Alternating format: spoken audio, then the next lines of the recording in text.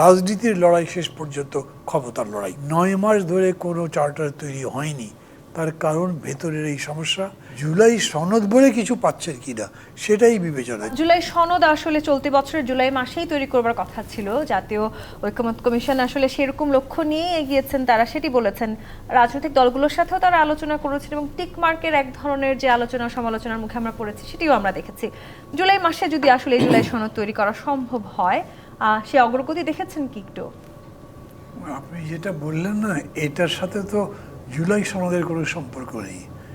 আমি প্রধানমন্ত্রীকে 2বার রাখবো কি তারও কম রাখবো বা বেশি রাখবো, তিনি একসাথে 2টো পোস্ট রাখতে পারবেন না 3টা পোস্ট রাখতে পারবেন, এটা জুলাইয়ের সময় লড়াইয়ের সময় এটা কোনো বিবেচনাই ছিল না।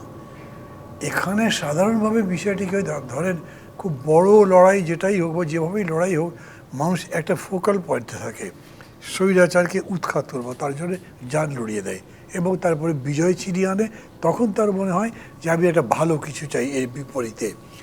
ওই রকম সময়ে একটা হতে পারে যে আপনি মানুষের আকাঙ্ক্ষাকে ধারণ করে সামনের দিকে নিয়ে যাওয়ার জন্য একটা চার্টার প্রিপেয়ার করবেন, সমগ্র জাতি ঐক্যবদ্ধ হবে, সেটাকে আপনি বাস্তবায়িত করবেন। এরকম হয়, এরকম চার্টার পৃথিবীর বহু দেশে হয়েছে এবং সেই চার্টার বা বহু দেশেও কোনো কোনো জায়গাতে। কিন্তু আমাদের এইখানে ওই সময় এই কথা থেকেও তোলেনি।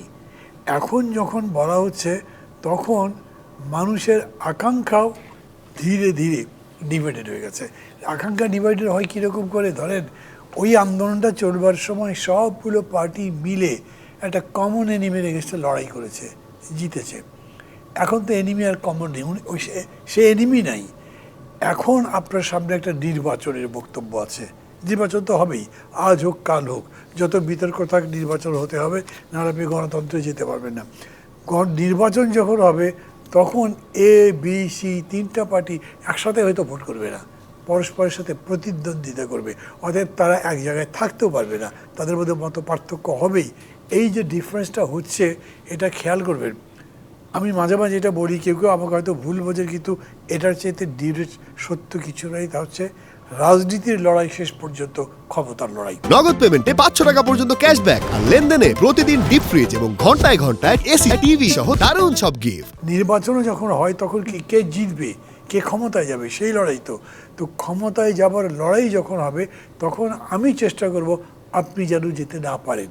আপনার যাওয়ার যে সম্ভাবনা, সেই সম্ভাবনাগুলোকে আমি ম্লান করে দেব অথবা মলিন করে দেব, হয়তো পারি যদি তাহলে বিলীন করে দেব। এরকম করবার চেষ্টা যখন আমি করছি তখন আপনি আমাকে আপনাকে মিলে, কেউ থার্ড পার্টি বললো ভাই মিলে একটা চার্টার করেন, এগুলোর কোনো মানে দাঁড়ায় না। আমি মনে করি এই যে 9 মাস ধরে কোনো চার্টার তৈরি হয়নি, তার কারণ ভেতরের এই সমস্যা। এখনও একটা সমস্যা, চার্টার তৈরি হবে কমন, এরকম সম্ভাবনা আমি দেখি না। তার মানে জুলাই সনদ কি আমরা আদৌ জুলাইতে পেতে যাচ্ছি কিনা সেটি নিয়েও কি আপনারা শঙ্কা প্রকাশ করছেন? জুলাই সনদ জুলাই পেতে পেতে তো কথা নেই, জুলাই সনদটা পরেও পেতে পারেন আপনি, কিন্তু জুলাই সনদ বলে কিছু পাচ্ছেন কিনা সেটাই বিবেচনা। যদি বলেন যে 156টা যে সমস্ত প্রশ্নমালা দেওয়া হয়েছে এগুলোর কতগুলোতে আমরা কমন হলাম, সেগুলো নিয়ে একটা চার্টার করলাম, ওটাতে কোনো চার্টারের বিষয় নয়, ওটা হচ্ছে কতগুলো সংস্কার।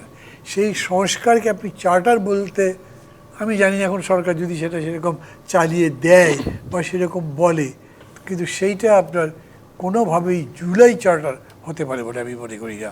আর যে প্রশ্নটা আপনি করলেন, যেটা জামাত ইসলাম বলেছে গণভোট, গণভোটের তো কোনো প্রভিশন আমাদের কনস্টিটিউশনে নাই।